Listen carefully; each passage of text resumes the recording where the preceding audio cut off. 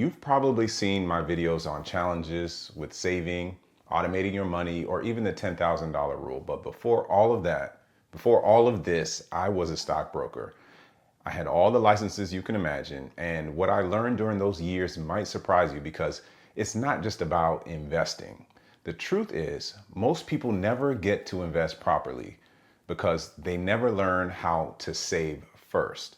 One thing I learned the hard way is that if you don't know how to save, you can't even get in the room where the real conversations are taking place. I'll explain. What's going on? My name is Maoli Vodi with Financially Present, where I help people take command of their finances so they can live on their own terms. And today I'm taking you on a trip down memory lane where I share why I became a stockbroker, why I left the industry, and how that journey opened up my eyes into something deeper. And that's saving is the foundation that makes investing possible. We don't talk enough about what happens after you get the title, the exams, the pressure, the licenses, and even the doubt, and the clients too. What I noticed was this: the people who invested with confidence and made money weren't just lucky, they had savings, they had breathing room. The people who struggled, the people who were stretched thin, they were living off of hope.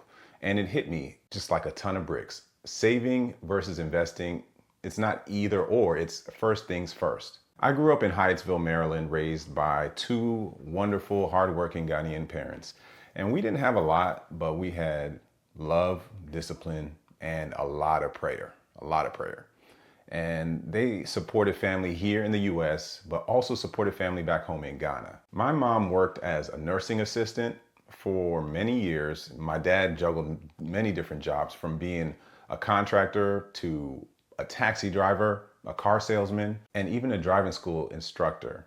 And then him and my mom decided to own their own driving school. That driving school business became our family's stepping stone, and it was my first job at the age of 14.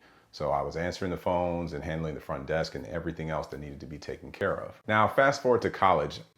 I studied economics at George Mason University, and in spring 2008, I stumbled into a job fair, and I saw an opportunity with a brokerage firm looking for interns, and I thought, why not? I always wondered about the stock market, and I just didn't understand it. I applied to the job, and weeks later, I became a stockbroker intern, meeting clients, soaking up all the knowledge, all during the peak of the Great Recession.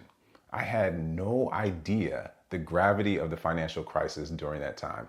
And my only regret is that I didn't learn about investing sooner. So now I graduate, I accept a full-time position in Pikesville, Maryland, to go from intern to broker. And I had to pass the Series 7 and the Series 63 exam.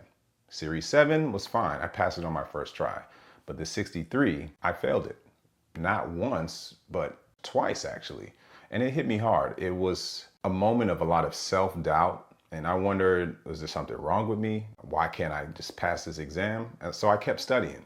And my company gave me one more shot. Otherwise, I was going to have to look for another job. And I took it the day after Christmas in 2009, and I passed. It was finally the beginning of my licensed career as a stockbroker. Fast forward some more. I transferred offices.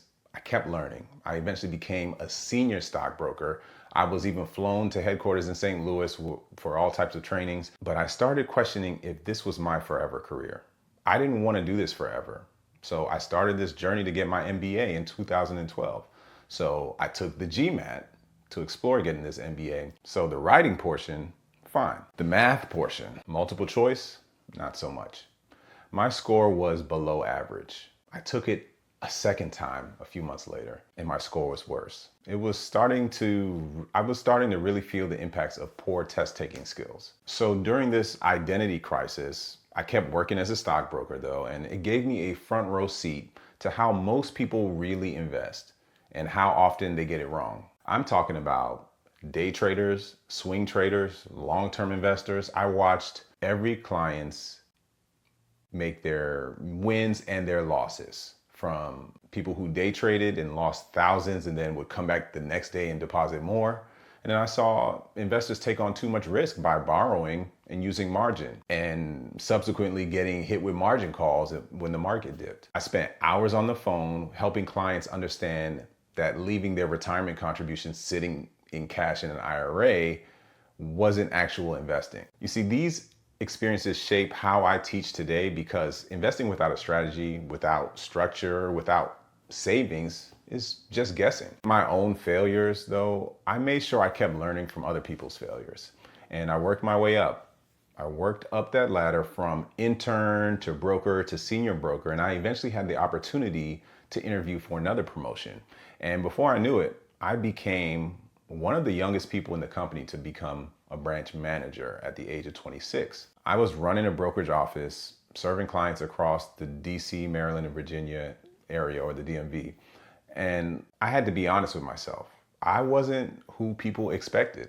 I was a young black male in a role that most people associated with older white males. So clients would walk in, ask to speak with the manager, not realizing that I was the manager.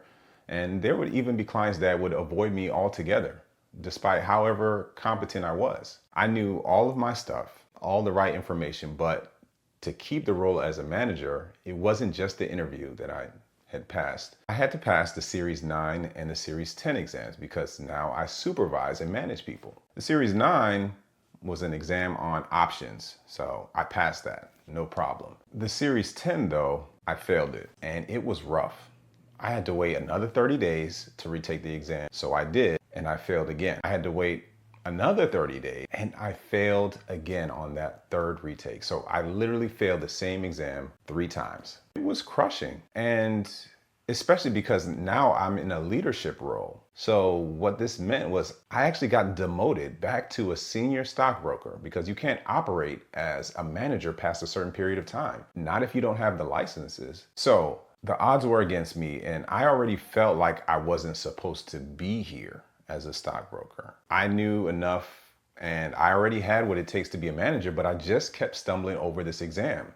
So while they had to look for a replacement for me, I still had to operate in that manager capacity without the actual title. Talk about humbling. But you would be surprised, 6 months passed and no one was hired as my replacement. My regional manager came up to me and said, "Hey, are you still up for taking this exam?" And I say, "Well, I've got nothing to lose." I passed this exam on my 4th attempt. Over those years, I went to a testing center 9 times to earn 4 licenses. What I saved in that season wasn't just money.